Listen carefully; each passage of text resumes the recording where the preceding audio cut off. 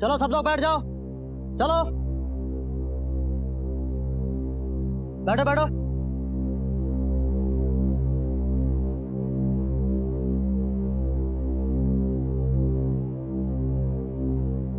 आप सब लोग का स्वागत है। अब कार्यक्रम का आनंद लीजिए।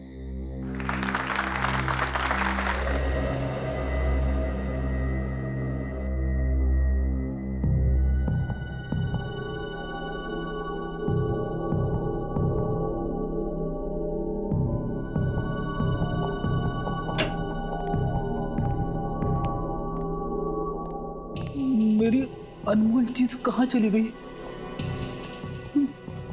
समझ में नहीं आ रहा है।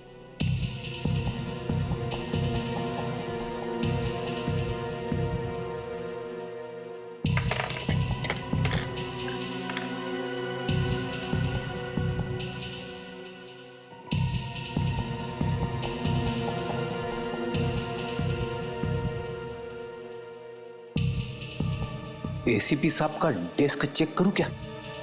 अरे नहीं, अगर उन्हें पता चल गया तो वो मुझ पे बहुत गुस्सा हो जाएंगे।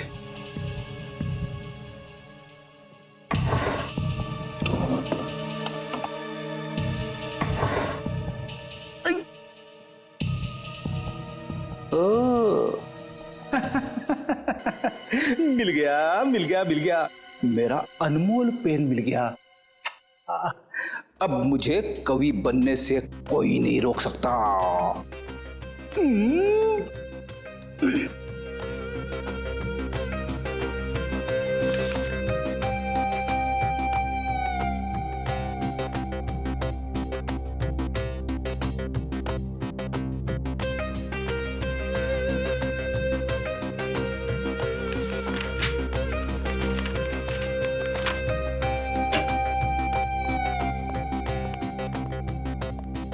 क्या बात है फ्रेडी?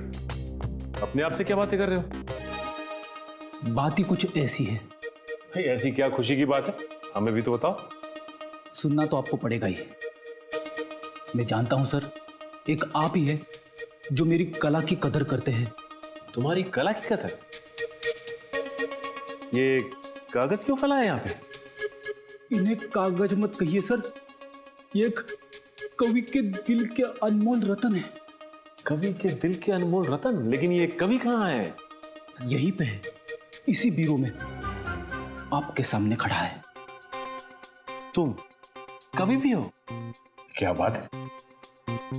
मैंने ऐसी ऐसी कविताएं लिखी है सर, जिन्हें सुन के आपका दिल पसीज जाएगा, आपकी आंखों में से आंसू बहने लगेंगे। तो क्या बात है, सुनाओ।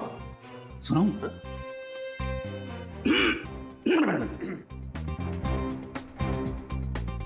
हर शाम अपने आंगन में बैठ के जब मैं डूबते सूरज को देखता हूं, हर शाम अपने आंगन में बैठ के जब मैं डूबते सूरज को देखता हूं, तो मेरे दिल में यह ख्याल आता है कि सूरज के साथ साथ पंकज क्यों न चला गया। पंकज? तो तुमने पंकज पे कविता लिख डाली? बहुत याद आ रही है पंकज की? हाँ सर, पंकज की बहुत याद आ रही है। वैसे मैंने एक और कविता लिखी है। एक और? अभिजीत सर और तारिका के ऊपर। ठीक है, ये भी सुना दो। अभिजीत सर को पसंद है फॉरेंसिक लैब में जाना। अभिजीत सर को पसंद है फॉरेंसिक लैब में जाना। डॉक्टर तारिका से पूछते हैं वो केस का ताना बाना। जुर्म से जब बात बढ़ती है रिश्तों पे, तो डॉक्टर सालुंके का वहीं पे आ जाना। ये बहुत प्यारी कविता थी, मेरा दिल तो पसीज गया। उससे पहले मेरी आंखों में आंसू आ जाए प्लीज, बस। नहीं, मैंने और 2-4 कविताएं लिखी है। वो तुम दीवारों को सुनाओ। नहीं नहीं,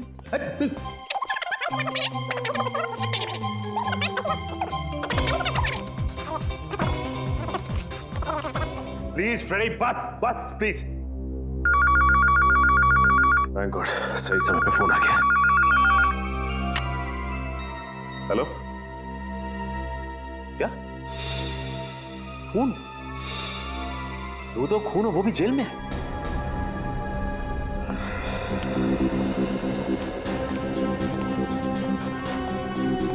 आइए सर।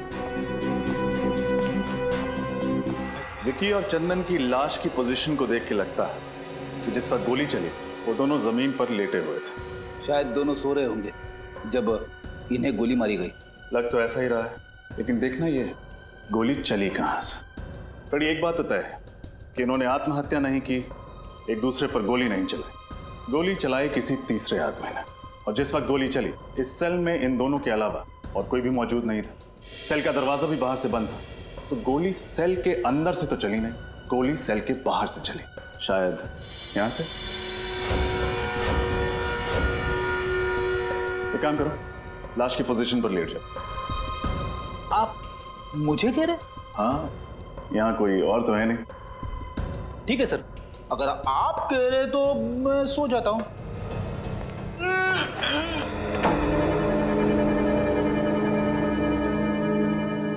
Ready ready. अरे सर, सचमुच गोली मत मार देना। घबराओ मत, बंदूक खाली है। यहाँ से पूरी बंदूक को अंदर घुसाना तो मुश्किल है, बाहर से भी गोली चलाई होगी तो जाके लगेगी सामने वाली दीवार में। इस एंगल से विक्की और चंदन को गोली मारना तो नामुमकिन है। गोली यहाँ से तो नहीं चली होगी, तो फिर गोली कहां से चली? हो सकता है वहां से। रोशनदान से? मगर रोशनदान तो काफी ऊंचा है और उस पर नेट लगी हुई है। सो तो है फ्रेडी। एक काम करते हैं, मैं बाहर जाके रोशनदान को चेक करता हूँ, तुम जाके जेलर साहब से मिलो, उनसे विक्की और चंदन के बारे में पूछताछ करो। उठ जाऊं? जेलर साहब बाहर हैं, उठना तो पड़ेगा ही।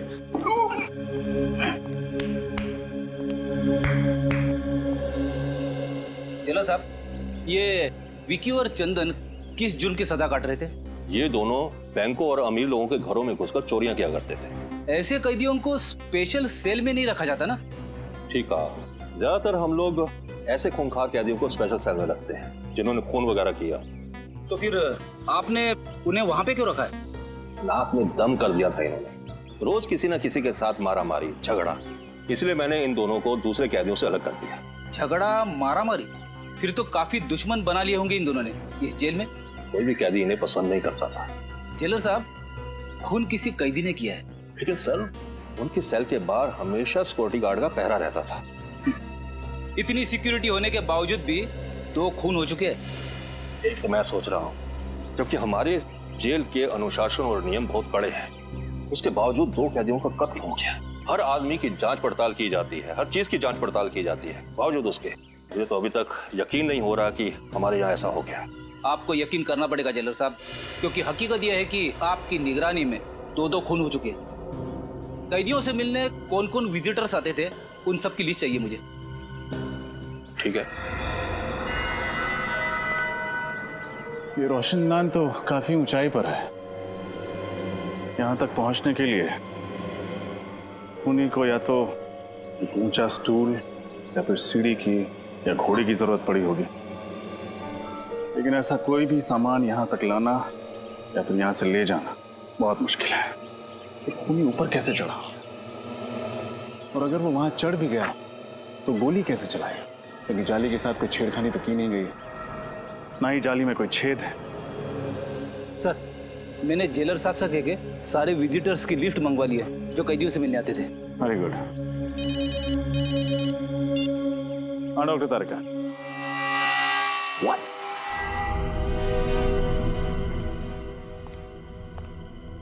क्या तारिका जी, आपने तो मेरा दिमाग ही घुमा दिया। मैं क्या कर सकती हूँ रजत, मैं वही कह रही हूँ जो सबूत मुझे बता रहे। ये दोनों कैदियों पर 2 अलग अलग एंगल से ही गोलियां चली है। लेकिन अलग अलग एंगल से कैसे? विक्की पर जो गोली चली है वो करीबन 60 डिग्री एंगल से चली है। 60 डिग्री मतलब गोली यहां से चली? हाँ, और चंदन पर जो गोली चली है वो करीब 20 डिग्री एंगल से चली। 20 डिग्री मतलब यहां से? हाँ। तो क्या खूनी ने घुटने पे बैठकर गोली चलाई थी? अब एंगल तो यही दिखा रहा है। हाँ, मेरा दिमाग और भी चकरा है। आपका कहना है कि गोली सेल के अंदर से चली, लेकिन यहाँ किसी भी तीसरे आदमी के होने की कोई संभावना है? हमने पूरा सेल चेक किया, यहाँ कोई भी खुफिया रास्ता नहीं, सिर्फ एक रास्ता है लोगों के अंदर आने का, और वो है ये दरवाजा। सर, ये किसी अंदर वाले का काम तो नहीं है? हो सकता है। ये लीजिए सर, जो जो इन कैदियों से मिलने आता था उन सारों नामों की लिस्ट। Thank you.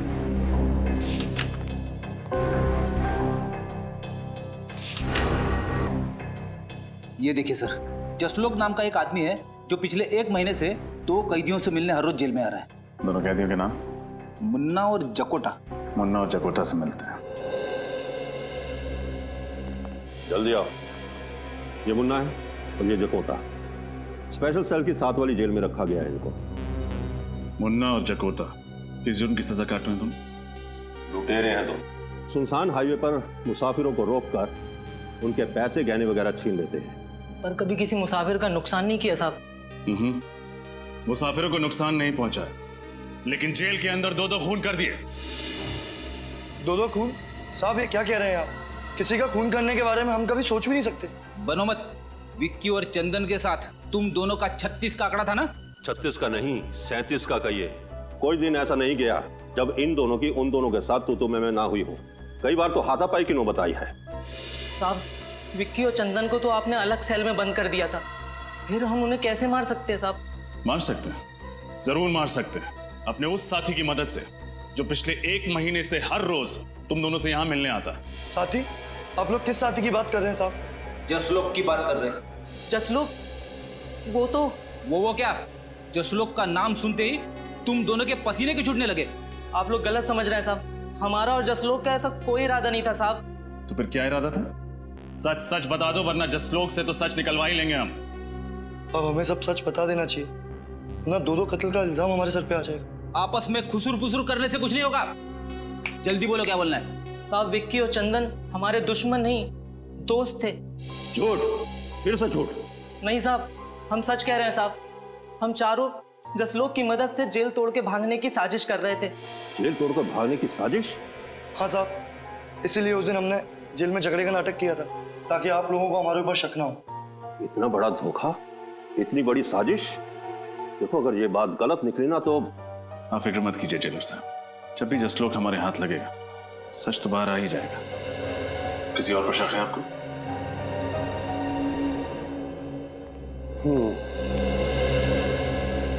ये अजय और वो सत्तू, इन दोनों की भी बहुत बहसबाजी हुआ करती थी विक्की और चंदन के साथ।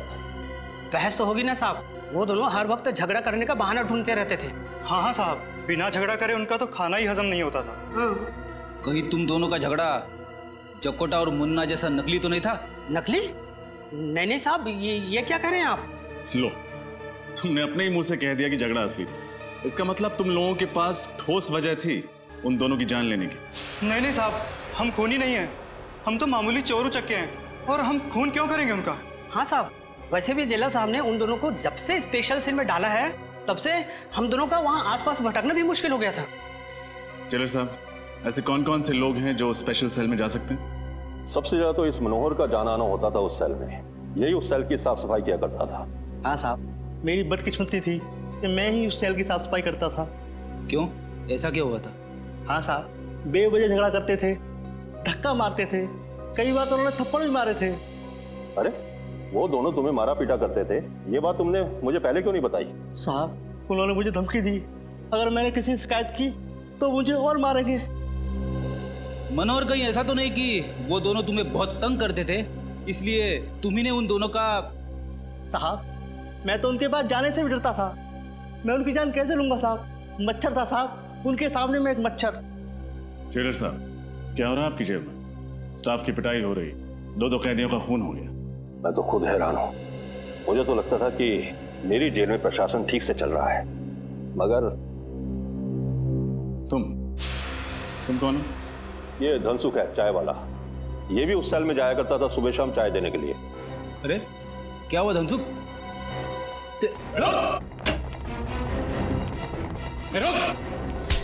मुझे छोड़ दीजिए साहब, मुझे छोड़ दीजिए। क्यों छोड़ दे? मैंने कुछ नहीं किया। कुछ किया नहीं तो बात क्यों रहा था? मैं डर गया था साहब। बेगुनाह लोग डरते नहीं, ये समझे? क्या तुम्हारा भी कोई झगड़ा हुआ था उनके साथ? नहीं साहब, मुझसे तो दोनों प्यार से बातें करते थे। आखिरी बार चाय कब देने गए थे उन्हें? यही कोई 7:30-8 बजे के करीब। यानी फंक्शन शुरू होने से पहले। हाँ साहब, पर मैं अंदर नहीं गया। क्यों? अंदर क्यों नहीं गए? साहब, मेरी चाय खत्म हो गई थी, इसलिए मैं बाहर से ही वापस आ गया। लेकिन सेल के पास तो गए थे ना, कुछ तो देखा होगा तुमने। क्या उस वक्त दोनों ठीक थे? हाँ साहब, दोनों अच्छे भले थे, आपस में बातें भी कर रहे थे। बातें कर रहे थे? क्या बातें कर रहे थे? कुछ सुना था तुमने? हाँ साहब, याद आया। क्या है? क्या बात है? अरे भाई, ये क्या मुसीबत है? मच्छरों ने काट काट कर बेहाल कर दिया है, जीना आराम हो गया है। हाँ? अरे मच्छर काट रहे हैं तो मच्छरदानी मंगवाऊं? जाओ और चुपचाप सो जाओ। अरे यहाँ बैठना मुश्किल हो रहा है और सोने की बात कर रहे हो? पता नहीं ऊपर से ये रोशनदान की जाली किसने निकाल दी है। अब तो मच्छरों की ऐसा है यहाँ पे। तुम लोगों का ना रोज रोज का नाटक हो गया है। कभी मारपीट करते हो, कभी गुंडागर्दी करते हो, तो कभी मच्छर का बहाना करते हो। यार चुपचाप सो जाओ। अरे धनसु, इधर आ तू और चाय पिला। वहां गया खड़ा, इधर आ। चाय खत्म हो गई, अभी लाता हूँ थोड़ी देर में। भाई मेरे लिए चाय खत्म हो गई, जा जल्दी लेके आ। ओह, तो ये बातें हो रही थी। मगर सर, जब हम पहली दफा स्पेशल सेल में आए तब तो रोशनदान के ऊपर नेट लगा हुआ था ना? हाँ फ्रेडी, मैं भी यही सोच रहा हूँ। हुआ कुछ ऐसा होगा कि फंक्शन से पहले ही मौका पाकर खूनी ने रोशनदान से नेट हटा दिया होगा। फिर उसने फंक्शन के शुरू होने का इंतजार किया होगा। जैसे ही फंक्शन शुरू हुआ, सब लोग बाहर चले गए और खूनी ने विक्की और चंदन को गोली से मार दिया। फिर वापस भागने से पहले उसने रोशनदान पर नेट वापस लगा दिया।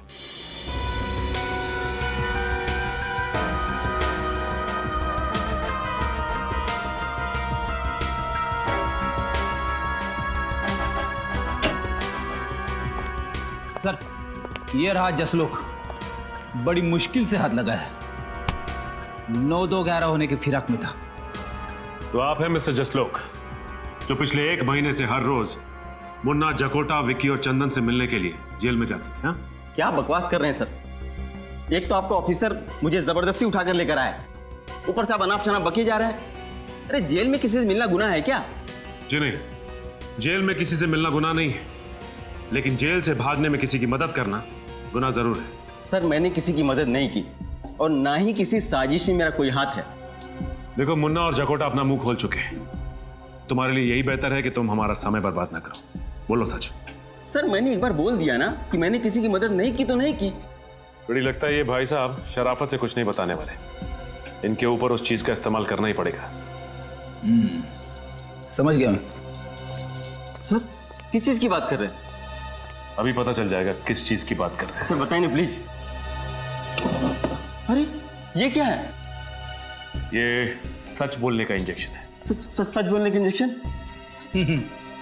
एक बार अगर ये इंजेक्शन लग जाए ना, तो आदमी तोते की तरह सच बोलने लगता है। सर, इसकी जरूरत नहीं, मैं सब बताता हूँ सर। मैं नुस्खा काम में आ गया। तुम क्यों रुक गए? शुरू हो जाओ। हाँ सर, मैंने उन लोगों की मदद करने का वादा किया था, वो सिर्फ इसलिए कि वो मेरे दोस्त थे। और जेल से निकलने के बाद इन चारों का क्या प्लान था? सर, वो मुझे पता नहीं है। मैं तो सिर्फ जेल से निकलवाने में मदद कर रहा था। उसके बदले में वो लोग मुझे 10 लाख रुपए देने वाले थे सर। 10 लाख रुपए? हाँ, गोलियां शायद उस रोशनदान से ही चली हैं। लेकिन एक बात समझ में नहीं आ रही। डॉक्टर तारिका ने कहा था कि एक गोली यहां से 60 डिग्री एंगल से चली और दूसरी गोली यहां से 20 डिग्री एंगल से चली। लेकिन अगर दोनों गोलियां एक ही दिशा से उस रोशनदान से आई, तो दोनों कैदियों को अलग अलग एंगल से कैसे लगी? सर, कहीं हम गलत दिशा में तो नहीं जा रहे? नहीं फ्रेडी, दिशा तो सही है, बस देखना यह है कि हवा का रुख किस तरफ है। हवा, दिशा, मैं कुछ समझा नहीं सर। मेरे कहने का मतलब यह है कि इन दोनों कैदियों के खून का उस रोशनदान से कोई ना कोई संबंध जरूर है, लेकिन क्या ये समझ में नहीं आ रहा। कहीं खूनी रोशनदान से तो अंदर नहीं आया? क्या फ्रेडी, रोशनदान का साइज देखा है तुमने? इतने छोटे से रोशनदान से एक पूरा इंसान अंदर कैसे आ सकता है? अरे तो क्या सर, गन खुद उड़ के आई अंदर? क्या कहा तुमने? नहीं सर, नहीं, शायद सही कहा तुमने। हाँ, गन उड़ के ही सेल के अंदर आई। गन उड़ के अंदर आई? हो सकता है गन किसी ऐसी चीज के साथ जुड़ी हुई जो उड़ सकती, जैसे कि कोई खिलौना। हाँ सर, वो छोटे छोटे खिलौने होते हैं ना, वो हेलीकॉप्टर्स, एरोप्लेन, जिन्हें रिमोट कंट्रोल से उड़ाया जाता है। एग्जैक्टली। दरअसल हुआ कुछ ऐसा होगा कि खूनी रोशनदान के उस तरफ नीचे खड़ा होगा, उसके हाथ में रिमोट कंट्रोल होगा, उसने इस रोशनदान के जरिए हेलीकॉप्टर को अंदर भेजा होगा। हेलीकॉप्टर में एक कैमरा फिट होगा जिसके जरिए खूनी देख सकता था कि हेलीकॉप्टर कहां जा रहा है। इसके अलावा हेलीकॉप्टर में एक मैकेनिज्म होगा जिससे वो दोनों गोलियां चली होंगी, जिससे कि विक्की और चंदन की नींद में ही मौत हो गई। ओह, अब समझ में आया गोलियां दो अलग अलग एंगल से कैसे चली है।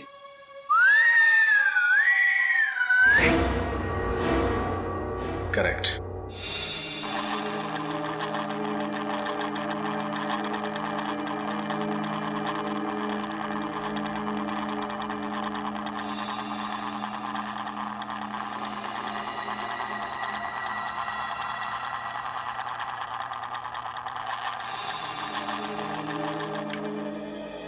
वो हेलीकॉप्टर भी कुछ इस तरह का होगा, इससे ज्यादा बड़ा नहीं हो सकता, नहीं तो फिर वो उस रोशनदान से सेल में घुस नहीं पाता।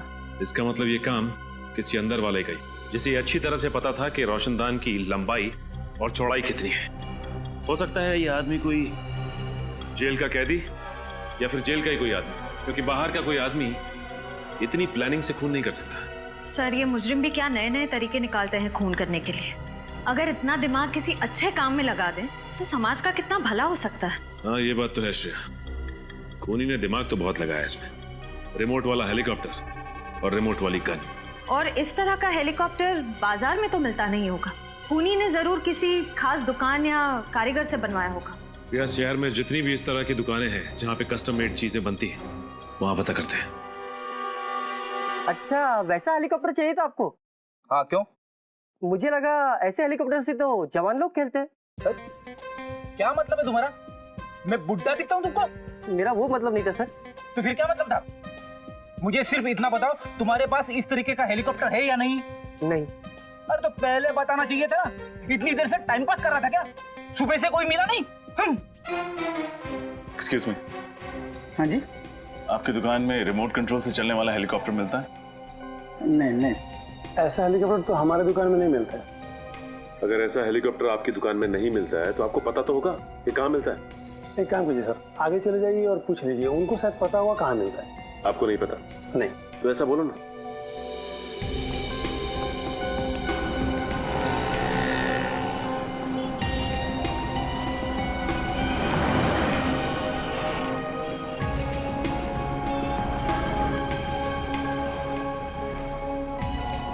उस तरफ से नहीं मिला। भाई उस तरफ भी कुछ नहीं। क्या फ्रेंड, हमारा चेहरा लाल क्यों? कुछ नहीं सर, कुछ भी नहीं मिला। उधर एक दुकान है, चल के पूछना।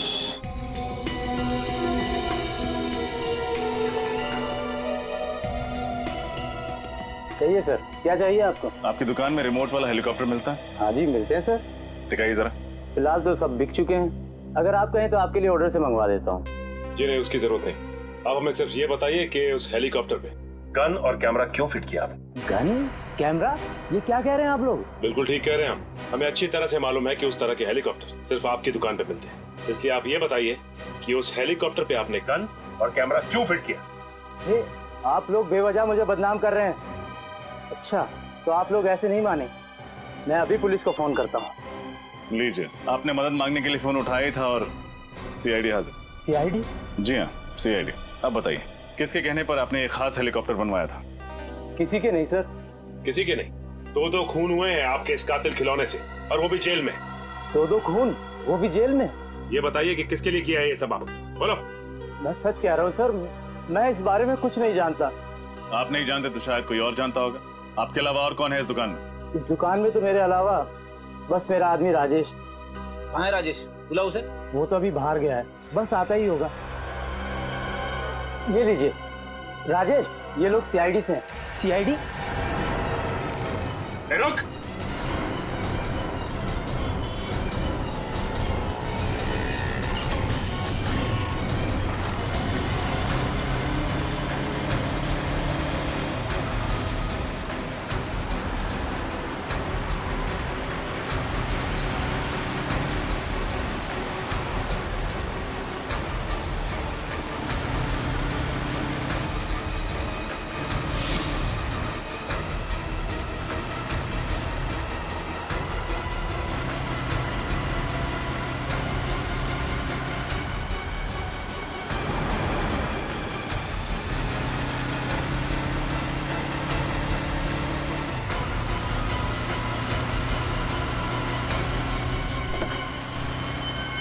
तेरी तो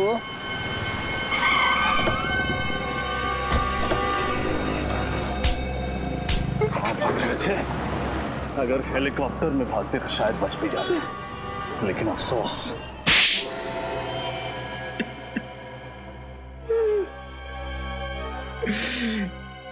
गलती हो गई साहब। मैंने जो कुछ भी किया पैसों के लिए किया।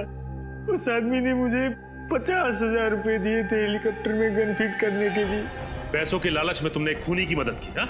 गलती हो गई साहब, दोबारा ऐसी गलती कभी नहीं करूं। जेल से निकलोगे तो दोबारा करोगे ना? किसने पैसे दिए थे? पता नहीं, उसका ना तो नंबर याद है, ना एड्रेस, और नहीं नाम। चेहरा याद है उसका? शक्ल थोड़ी थोड़ी याद है उसकी। कम से कम कुछ तो याद आया इसे श्रेया। इससे स्केच बनवा लेते हैं और अपने क्रिमिनल डाटाबेस में चेक करते हैं। हो सकता है ये कोई पुराना अपराधी हो।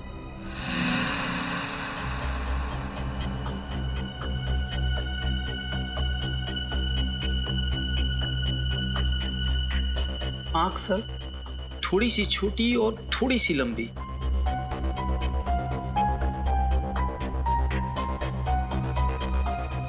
ये सही। होठ बिल्कुल सही, ऐसा है। और बाल सर? बाल छोटे छोटे थोड़े से और सुनहले सुनहले कलर का। हाँ सर, स्केच रेडी है।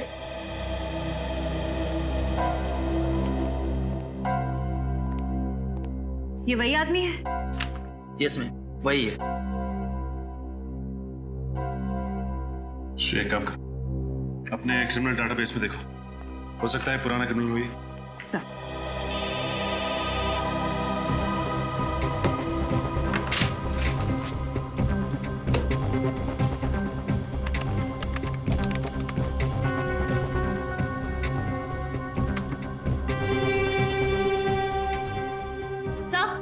ये जगन नाम का पुराना मुजरिम है सर। ठीक है, मैं बाद में फोन करता हूँ। सर चोरी चकारी के जुर्म में कई बार जेल की चक्की भी पीस चुका है। छोटा मोटा चोरी करने वाला ये खूनी कब से बन गया? सर पिछले 6 महीने से उसी वसंत वज्र जेल में था, जहाँ पर विक्की और चंदन भी थे। इसका मतलब ये तीनों आपस में जरूर मिले होंगे और तीनों का कोई ना कोई कनेक्शन है।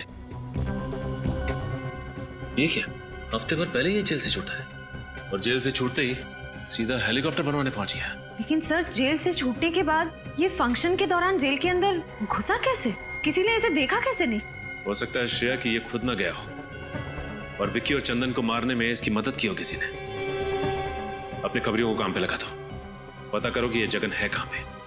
सर देखो रिंकू, अगर तुम्हारी खबर गलत निकली ना तो सोच। क्या साहब, रिंकू की खबर आज तक गलत निकली है? जो अब निकलेगी। जिस कबूतर की आपको तलाश है उसने यहीं पे घोंसला बना रखा है, यही है उसका घर।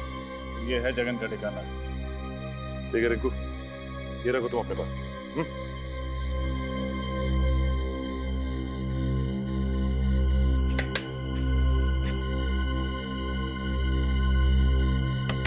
कौन है? दूध वाला। इस वक्त? ओए, ये कोई दूध देने का टाइम है क्या? इसका जब मन करता है ना तभी वो दूध देती है। सुबह दूध नहीं दिया तो इसमें मैं क्या कर सकता हूँ? आज तक तो तेरी भैंस सुबह ही दूध देती थी, अबे रात को कब से देने लगी? क्या करें, सीआईडी के आने का कोई वक्त ही नहीं होता। सीआईडी? बोल, क्यों मरवाया तूने विक्की और चंदन को? मेरी कोई दुश्मनी नहीं थी विक्की और चंदन के साथ। अगर तेरी कोई दुश्मनी नहीं थी तूने मरवाया क्यों? तुझे पैसों के लिए। किसने दिए थे पैसे? बताओ किसने दिए थे पैसे तुम्हें ये सब काम करवाने के लिए?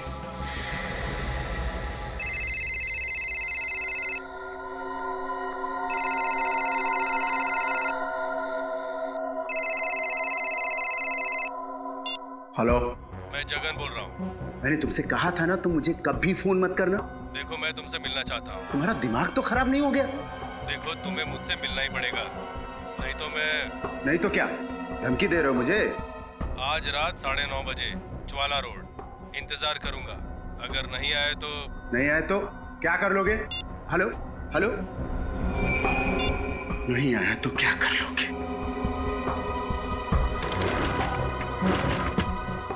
आज तुमसे मिलकर तुम्हारा हिसाब किताब चुकता करना ही पड़ेगा।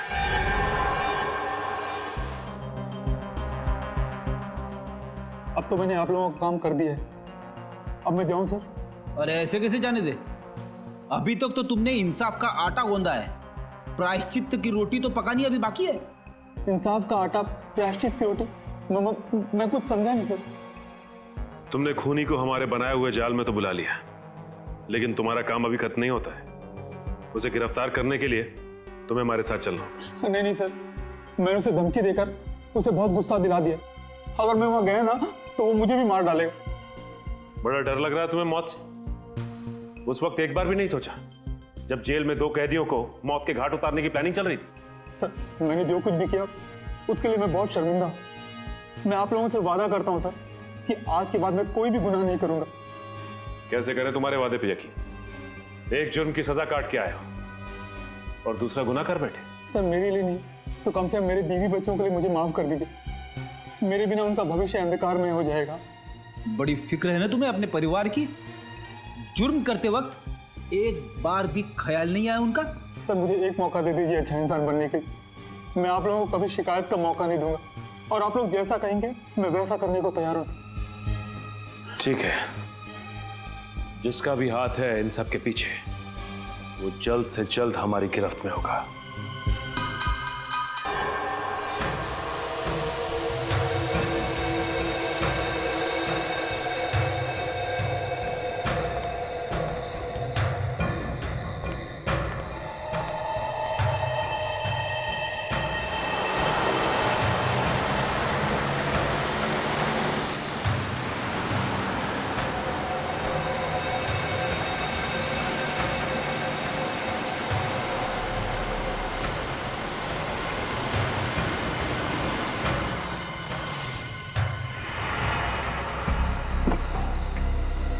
अच्छा हो जो तुम आ गए। मुझे सीआईडी की धमकी देने की तुम्हारी हिम्मत कैसे हुई? देखो, सीआईडी तुम्हारी वजह से मेरे पीछे पड़ी है।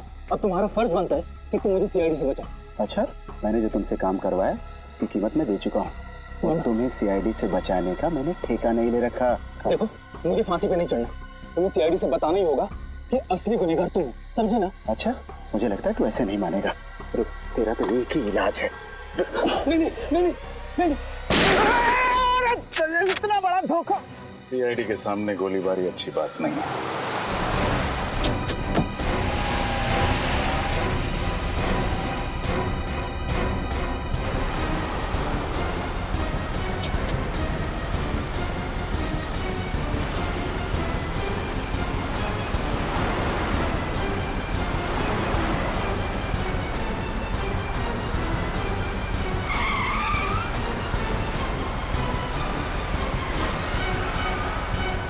इस तरह से गाड़ी चला रहा है, कहीं किसी को नुकसान ना पहुंचा दे।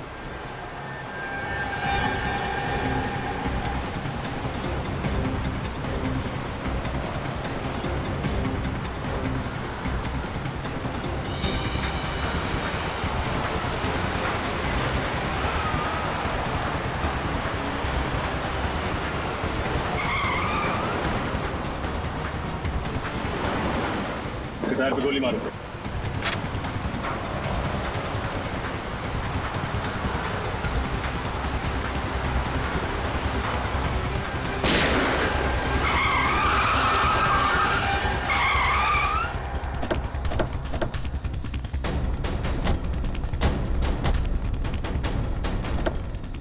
विजय बाबू, खेल खत्म तुम्हारा।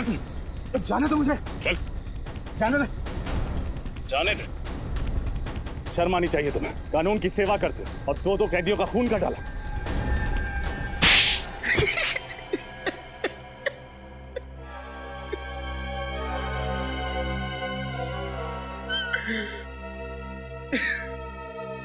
मैंने उन लोगों को मारने का इरादा बहुत पहले ही कर लिया था। इंतजार था तो बस एक सही मौके का, और वो मौका मुझे मिला जेल के उस फंक्शन के दौरान। क्यों?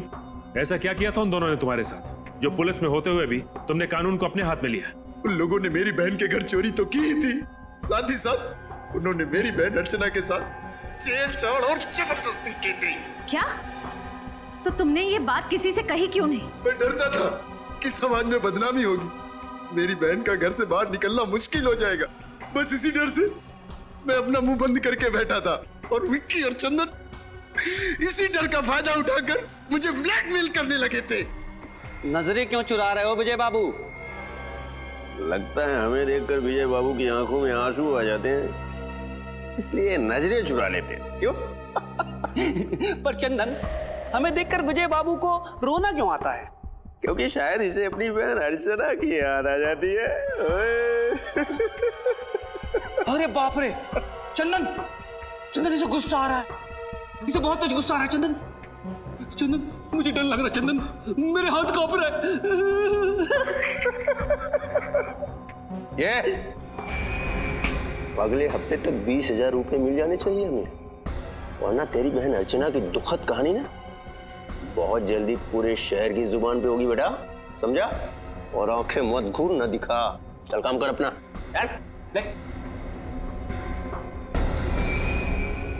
हंस लो, जितना हंसना है हंस लो। वो पल दूर नहीं जब एक बहन पर हुए अत्याचार का बदला एक भाई अपने हाथों से लेगा। अभी बताइए सर, हर पल अपमान का घूंट पीकर जिंदगी गुजारना आसान नहीं है। माना तुम्हारी बहन के साथ जो हुआ गलत हुआ, पर ये सोचकर चुप बैठ जाना कि बदनामी होगी, ये बहुत ही गलत और पिछड़ी हुई सोच है। और औरतों पे जुर्म बढ़ने का ये भी एक कारण है। औरतें बदनामी के डर से कानून का दरवाजा नहीं खटखटाती, और चंदन और विक्की जैसे लोगों के हौसले और भी बढ़ जाते हैं। आप शायद ठीक कह रहे, पर अपनी बहन को और दर्द में देखने की हिम्मत नहीं थी मुझ में, इसीलिए उन लोगों को सजा देने का जिम्मा मैंने अपने कांधों पर उठाया और जगन की मदद से हेलीकॉप्टर में गन लगवाई, और उस गन की मदद से